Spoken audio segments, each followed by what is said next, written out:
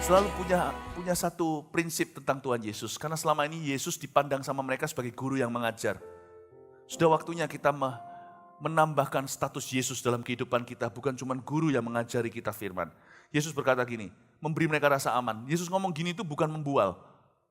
Yesus bukan mau sok-sokan beritahu mereka. Kali ini apa yang dia katakan berguna untuk murid-muridnya yang sedang struggling, yang sedang bergumul dengan kekhawatiran. Sebab aku, kata Yesus, pergi ke situ untuk menyediakan tempat bagimu. Aku sudah menyediakan. Percayalah Tuhan yang kau sembah dan aku sembah, yang ku ikuti dan kau ikuti. Bukan mengasihi kita karena kita sempurna. Dia mencintai kita karena kita adalah anak-anaknya. Dia sudah mati bagi kita, waktu kita percaya dia ngerti kok. Apa yang Tuhan adopsi itu Tuhan tahu. Ketika Tuhan ambil kita, Tuhan tahu Tuhan sedang ambil masalah. Wong kita ini loh, hidup kita itu penuh masalah. Waktu Tuhan meminang kita, menikahi kita, gerejanya dia sebagai mempelai pria. Masa Tuhan gak tahu gerejanya itu gak sempurna? Tuhan tahu. Mari kita ubah. Saya ngomong gini bukan supaya kita tidak bertanggung jawab atas hidup kita. Tapi supaya jangan kita keterlaluan bertanggung jawab sampai pada titik kita melebihi Tuhan. Mau jadi Tuhan atas hidup kita. Justru orang gitu mudah dikalahkan. Saya ngomong gini supaya kita kembali proporsional apa yang menjadi bagianmu. Jangan melebihi dari itu. Orang yang mencoba jadi Tuhan atas hidupnya. Meskipun dalam nama Tuhan dia lakukan untuk kebaikan dan kemuliaan Tuhan. Orang itu akan cepat jatuh. Ya. Karena itu saya ngomong begini adalah supaya kita jadi orang yang tenang. Jadi orang yang tidak gelisah. God is ultimately responsible for your life, not you. Tuhanlah yang pada akhirnya paling bertanggung jawab atas hidupmu, bukan dirimu. Sekali lagi, saya tidak ngomong sama orang yang suka salah guna firman dan memakainya untuk sebagai alasan tidak bertanggung jawab atas keputusannya. Tidak loh ya. Tapi percayalah firman Tuhan, bahwa Tuhanlah yang pada akhirnya paling bertanggung jawab atas kehidupan kita, bukan kita. Jadi saya tuh nyantai jadi orang. Kalau Tuhan suruh saya jalan, kenapa? Karena Tuhan pergi ke situ untuk menyediakan tempat bagiku. Saya melihat dia sebagai provider. Pernahkah Anda sekarang telepon HP, lalu Anda khawatir nanti kalau telepon tidak akan bunyi di sebelah situ? Kecuali kalau dimatiin. Enggak tuh. Anda percaya providernya. Saya nggak mau sebut di sini, nggak mau endorse siapa-siapa. Si ini kayak perusahaan Telkom ini kayak dan sebagainya. Telekomunikasi ini A, B, C. Anda percaya providernya, Anda nggak pernah khawatir. Kita kok bisa beriman sama provider yang demikian.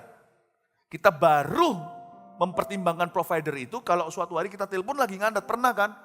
Provider kita HP, jaringan telepon Indonesia, ada satu waktu saya tanya teman-teman saya, kok susah ya telepon hari itu memang agak masalah providernya. Tuhan gak pernah gitu.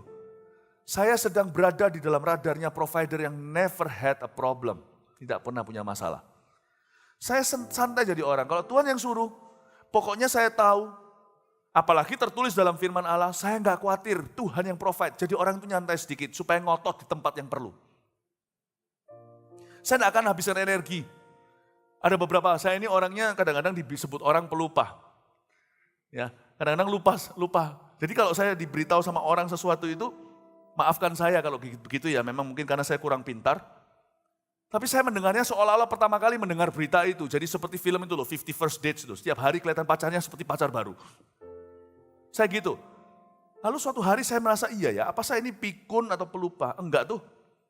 Menurut saya itu cuman pilih-pilih apa yang saya ingat.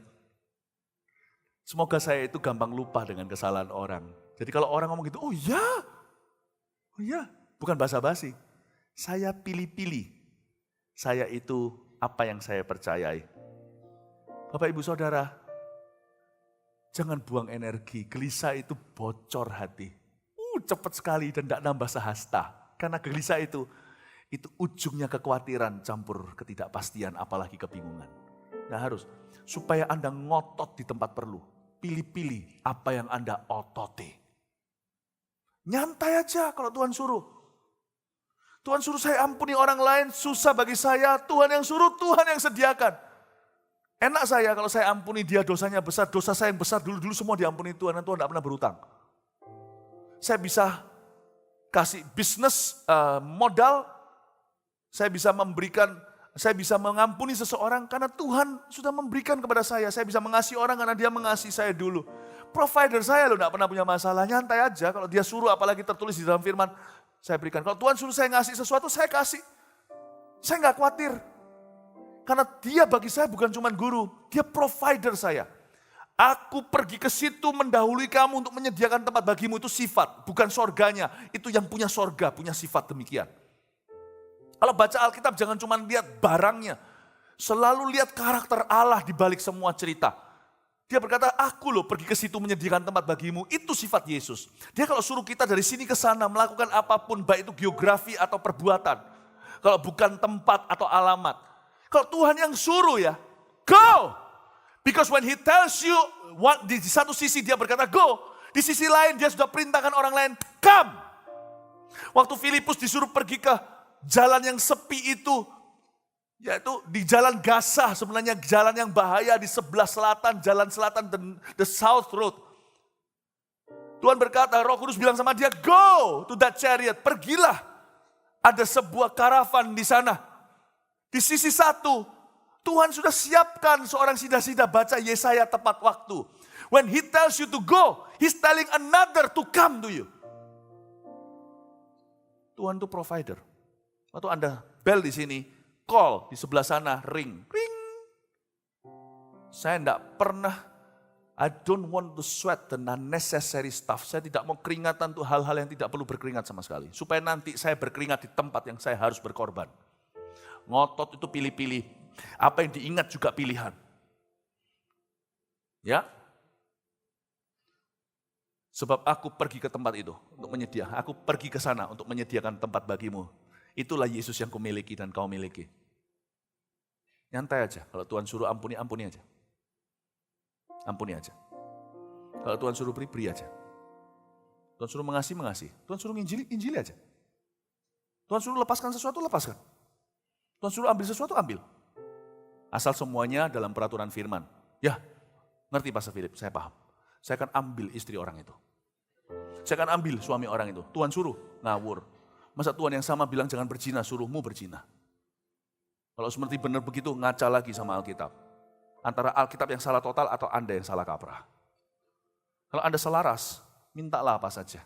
Aku berikan kepadamu. Kalau firmanku tinggal dalammu, kamu dalam firmanku. Nyantai aja. Kekristenan itu tidak usah ngotot. Karena kita di area tertentu harus ngotot.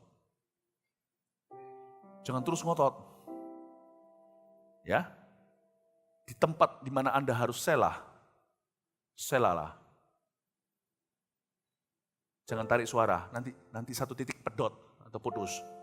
Kalau nada tinggi terus, tidak pernah tarik nafas, mati nanti. Sebab aku pergi situ untuk menyediakan tempat bagimu. Indah kata-kata ini mencipta rasa aman yang tak terhingga dalam dada saya. The kind of Jesus I love, I worship, that I serve. Hey, I'm going there. And I'll prepare for you. Aku menyediakan bagimu. Dialah persediaanku, penyediaku. Dialah provider saya. Kasih tepuk tangan untuk Tuhan yang demikian.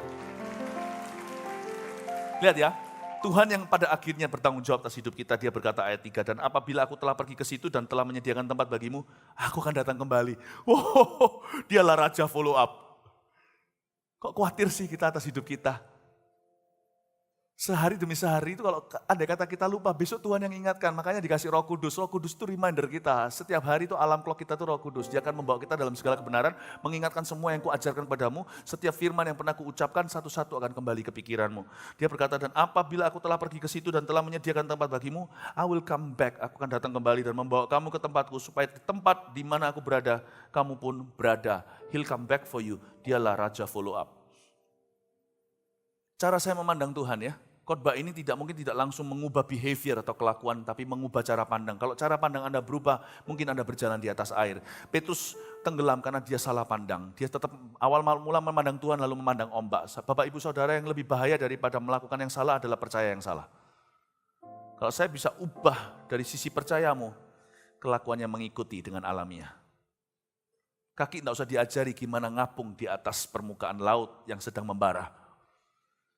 Saya hanya khotbah mata, kakinya akan jalan di atasnya.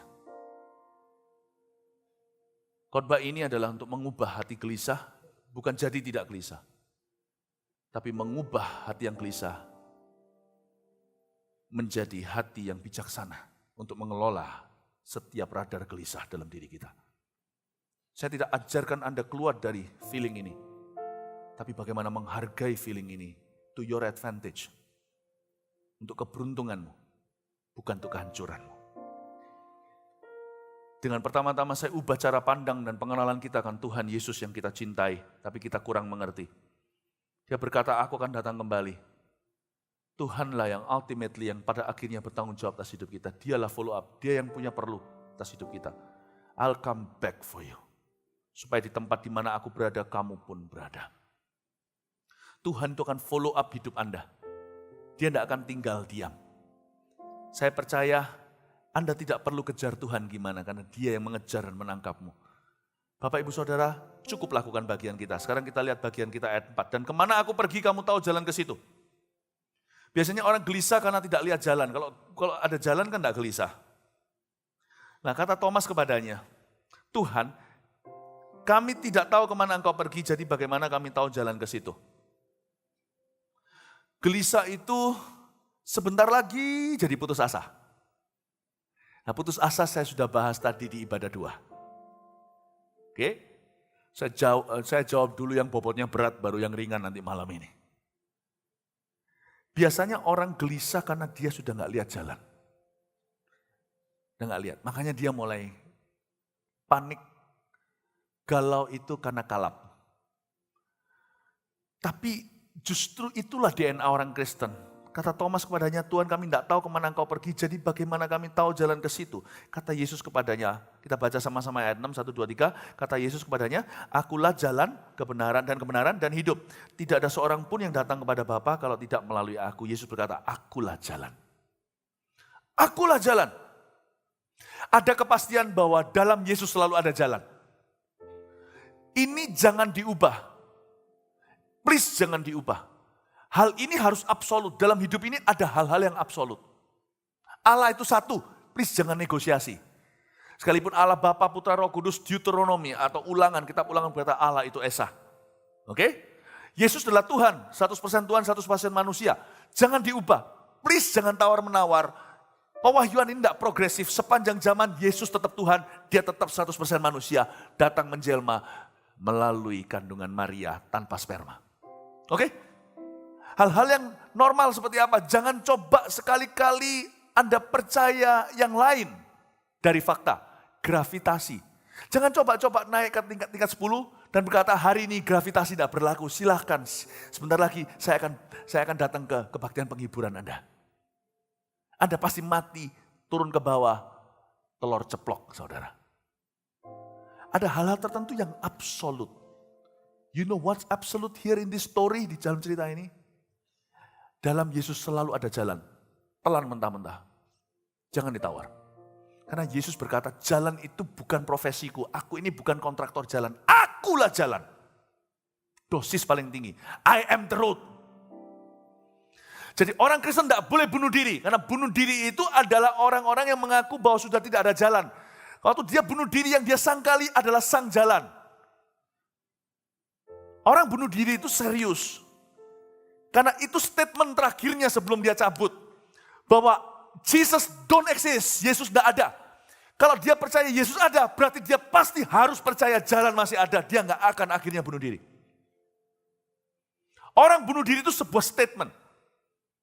Sebuah evangelism. Kepada orang-orang sekelilingnya yang akan menerima jasadnya. Bahwa Yesus itu nggak ada. Sebab kalau orang percaya Yesus ada, dia harus percaya ada jalan bagi dia sekalipun dia rasa sudah tidak ada jalan.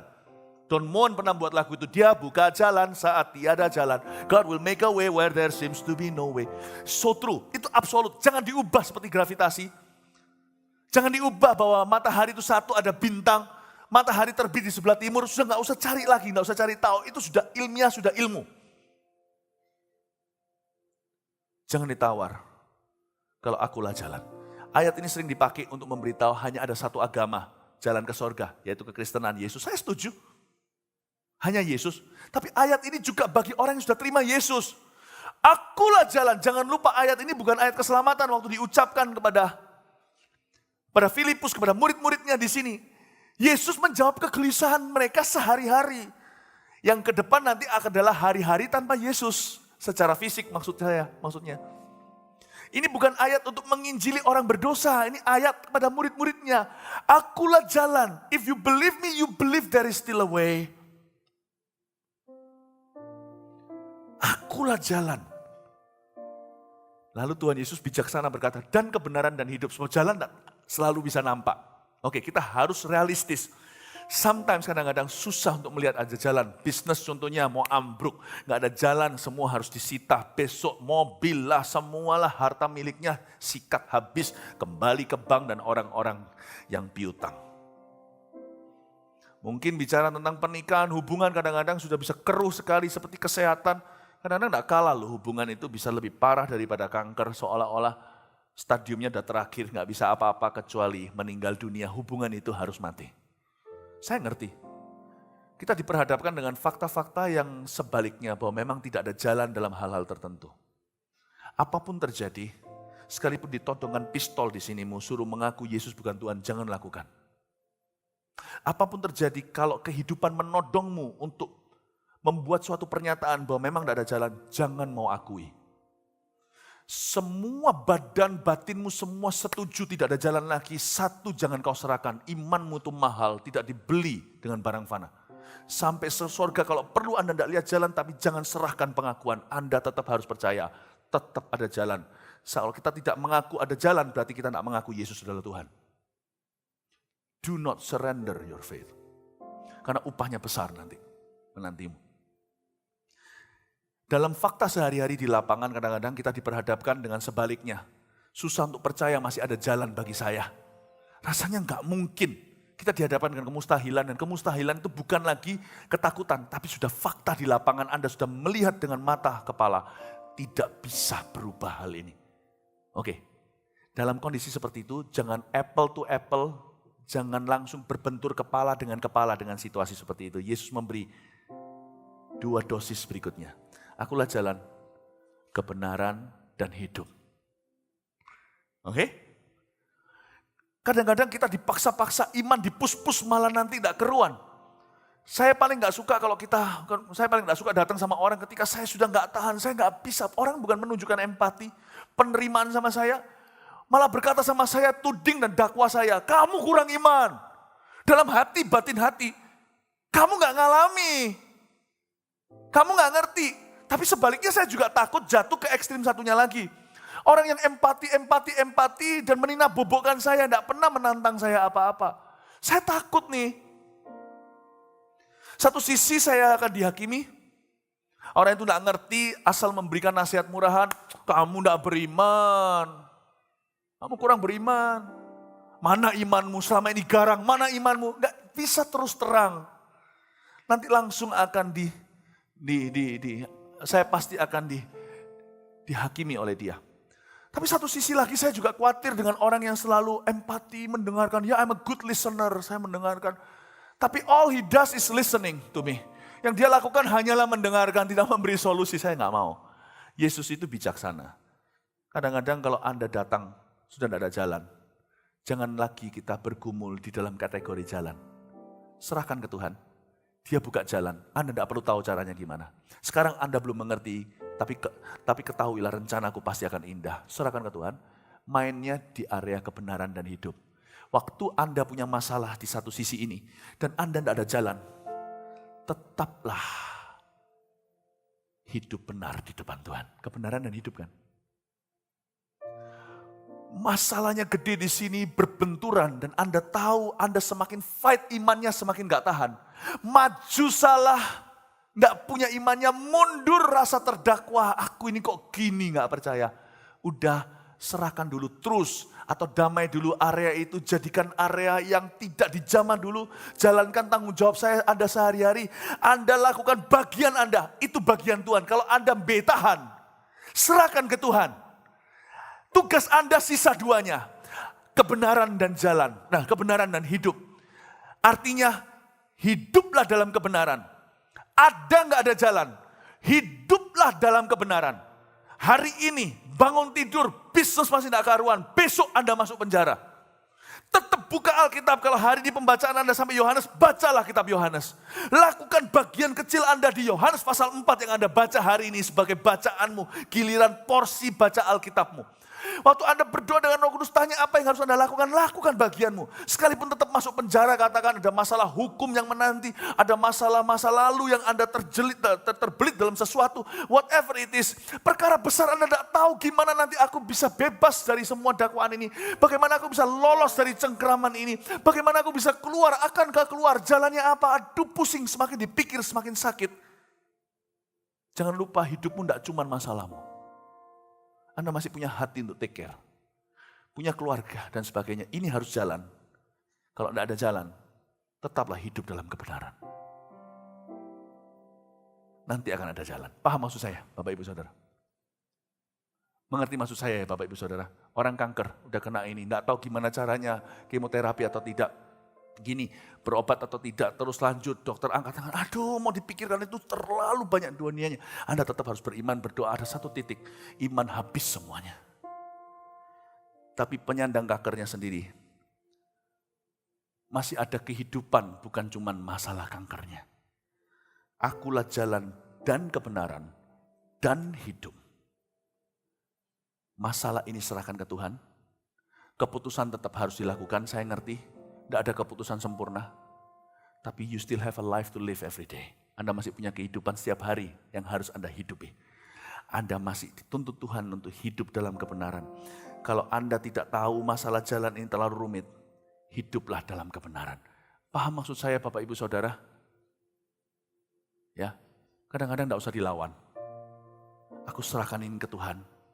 Semua proses harus jalan. Besok harus ketemu dokter.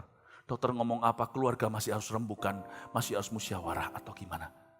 But today, I'm faced with a choice to give thanks. Aku hari ini, waktu aku baca firman masuk hadiratmu, aku diperhadapkan dengan sebuah opsi pilihan. Bersyukur atau mengeluh. Tuhan, jalan ini aku tidak lihat. Tapi aku punya tanggung jawab di kategori kebenaran dan hidup. Aku mau hidup dengan benar di hadapanmu. Aku bersyukur kepadamu hari ini sekalipun ada kanker di tubuhku. Ajar aku untuk tetap jadi berkat buat orang sekelilingku. Jangan keluar kata mengeluh. Ini tidak menjawab. Urusan nanti ini ke dokternya gimana, tidak menjawab. Tapi Anda menjaga hatimu dengan segala waspada. Tetap hidup di dalam kebenaran. Apakah hari ini kata-kataku menjadi berkat buat orang lain? Ya Tuhan, itu bagianmu. Anda selalu masih punya bagian 5 roti 2 ikan yang Anda bertanggungjawabkan di depan Tuhan. Kalau Anda tidak bisa berbuat apa-apa dengan 5.000 yang kelaparan. Kalau Anda perangnya jalan, tidak ketemu jalan. Peranglah di hidup dan kebenaran. Nanti pelan-pelan Anda noleh ke belakang. Kok ada jalan ya? Tuhan yang bekerja, bukan Anda. Sebab Tuhan yang menuntun jalan Anda akan menemukan rumput yang hijau dan air yang tenang. Kasih tepuk tangan Tuhan. Ini yang saya sebut, yang di Alkitab dikatakan, jangan menabur di tempat yang ada duri, bukalah bagimu ladang baru. Ini bukan buka gereja atau bisnis baru. Jangan fight di area itu. Kalau hasilnya sementara adalah draw, jangan fight, serahkan ke Tuhan. Serahkan ke orang lain juga kalau bisa. Minta bantu orang lain. Kalau bukan bisa bicara soal hutang ya, hutangku serahkan ke orang lain, kok enak? Enggak. Gimana Anda mau diancam segala yang sana mau pakai kekerasan kek, mau pakai intimidasi, Anda lakukan bagian Anda. Anda akan kembalikan hadapi. Kalau penagihnya datang, Anda minta maaf, minta keringanan, Anda tidak mau lari. Tapi waktu Anda buka toko setiap hari, bukalah ladang baru. Ya Tuhan, aku tahu aku dalam masalah keuangan yang luar biasa, ini kebodohanku masa lalu, tapi toko ini, aku mau perlakukan setiap customerku yang datang masuk ini, sekalipun tidak bisa kembalikan hutang, aku tidak akan memeras mereka.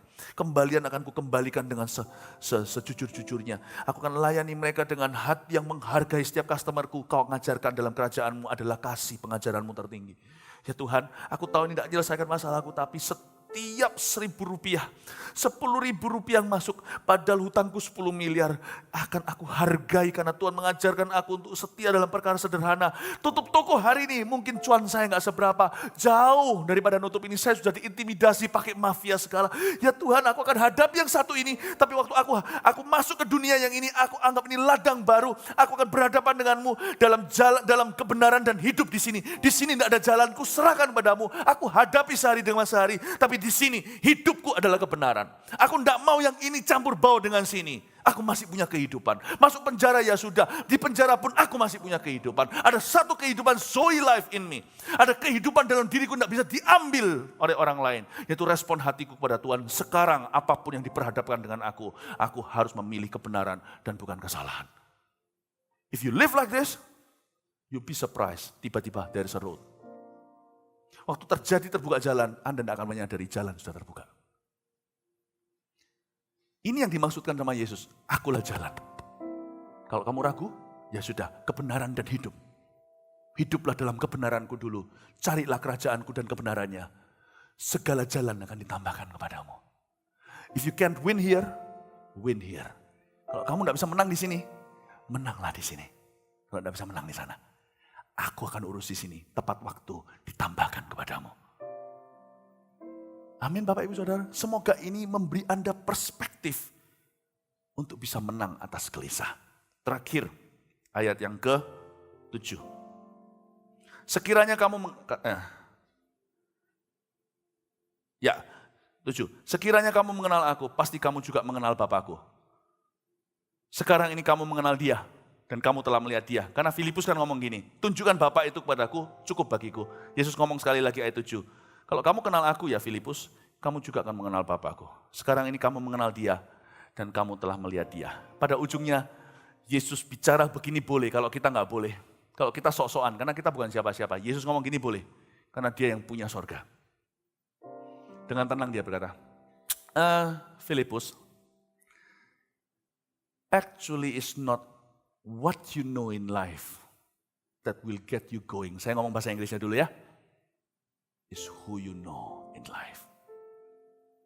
Sesungguhnya Filipus, yang membuat hidupmu nanti akan laju dan maju terus dalam rencanaku, apapun rintangan hari ini yang membuatmu gelisah, bukan apa yang kau tahu. Banyak orang kan bangga kan, kamu tahu enggak aku tahu apa? Punya pengetahuan, punya gelar, punya ini segala. Lebih tepatnya, tahu siapa yang kau kenal. Sesungguhnya inilah dunia koneksi, cuman di dunia ini dibuat jadi salah karena orang menyalahgunakannya. Tidak peduli sana apa segalanya, terus terang. Kadang-kadang kalau saya mikir ya, di dunia entertainment ya, Karate Kid itu, siapa itu anaknya Will Smith. Ya. Orang yang bisa karate gitu, tendangannya naik ke atas itu di China, kok banyak banget. Kenapa mereka semua main jadi figuran? Karena dia anaknya Will Smith. Makanya main Karate Kid. Saya nggak ngomong soal apa. Waktu saya nonton Karate Kid, siapa yang nonton itu? Sama anak-anak saya lihat. Terus terang ya, saya lebih terentertain dengan musuh-musuhnya dia. Yang bukan saya lebih suka orang Asia, enggak. Itu tendangannya segalanya itu saya tahu tuh wushu. Itu belajar di Shaolin mungkin, itu lebih keren sih. Tapi ini kan jadi lakon. It's not what you know, it's not the kick you know. Bukan menendangnya yang kita tahu, bukan ilmu. It's who you know. Daddy, Will Smith, Papa. Tuhan ngomong begini, in life yang akan menjadi kepastian garansimu bukan apa yang kamu tahu, siapa yang kamu kenal. Jikalau kamu melihat aku, kamu melihat Bapa. Sekarang juga kamu sudah melihat Bapa. Bapak Ibu Saudara, disinilah Tuhan Yesus. Kalau kita lakukan ini, kita membual. Ya kan? Sama dengan orang kalau ngomong, percuma mau pakai birokrasi semua. Semua ini koneksi. Kalau kamu kenal saya, semuanya ini akan beres. Nah itu kan gak enak ya, di dunia orang berdosa, itu kan namanya korupsi. Kalau Yesus yang punya sorga, yang punya dunia, yang punya segala sesuatu. Yesus memberi kedip mata pada Filipus. You know, jangan gelisah hatimu. You know me. Cukup. You know me. Setiap kali Anda datang, nama Yesus pas, lewat, lewat mana ada malaikat yang menahan Anda. Yesus seperti memberikan kedipan mata. You know me. Tidak cukup untuk membuat Anda tidak gelisah. Tidak tahu apa lagi yang bisa membuat Anda tidak gelisah. I have a friend in high places. Saya punya teman di tempat yang maha tinggi. Saya punya DPR di sana yang mewakili saya. Namanya Yesus. Jadi kalau hari ini saya belum mengalami mujizat, saya tenang. Saya tidak gelisah. Saya kenal seseorang yang lebih tinggi dari presiden, lebih tinggi dari perdana menteri, lebih tinggi dari raja-raja. Dia adalah raja di atas segala raja. Dan aku bisa akrab panggil dia, Daddy God, Papa, Abba, Bapa. Yesus berkata, kamu lihat aku, kamu sudah kenal Bapa. Is whom you know, not what you know. Bapak, Ibu, Saudara, itulah akhir daripada gelisah. Ketika kita tahu siapa yang memiliki kita. Yesus yang punya kita, Dia yang perlu sama kita. Saya ngomong gini bukan merendahkan Tuhan. Kalau Tuhan adopsi kita, mana ada orang tua yang izinkan anaknya, papa mamanya perlu lindungi anaknya. Bukan karena anak itu yang minta. Saya mau anak saya aman karena saya cinta mereka. Saya mau anak saya diberkati karena saya sayang mereka. Saya mau anak saya baik-baik karena mereka adalah anak-anak saya. Coba pikirkan, kalau mikirkan perasaanmu Anda akan gelisah. Kalau mikirkan perasaan Tuhan, Anda akan tenang. Karena Tuhan mengasihi Anda. Bapak, Ibu, Saudara, kemenanganmu terletak pada ini. Pengenalanmu akan Tuhan Yesus. Pegang erat-erat, Anda tidak bisa kalah jauh-jauh. Jatuh pun tidak bisa tergeletak. Kalau Tuhan adalah Allahmu, Dia akan memegang tanganmu. Kamu jatuh pun tidak akan tergeletak sebab Tuhan menopang tanganmu. Kasih tepuk tangan untuk Tuhan. Haleluya. Mari kita semua bangkit berdiri, kita berdoa. Terima kasih Tuhan untuk hari ini.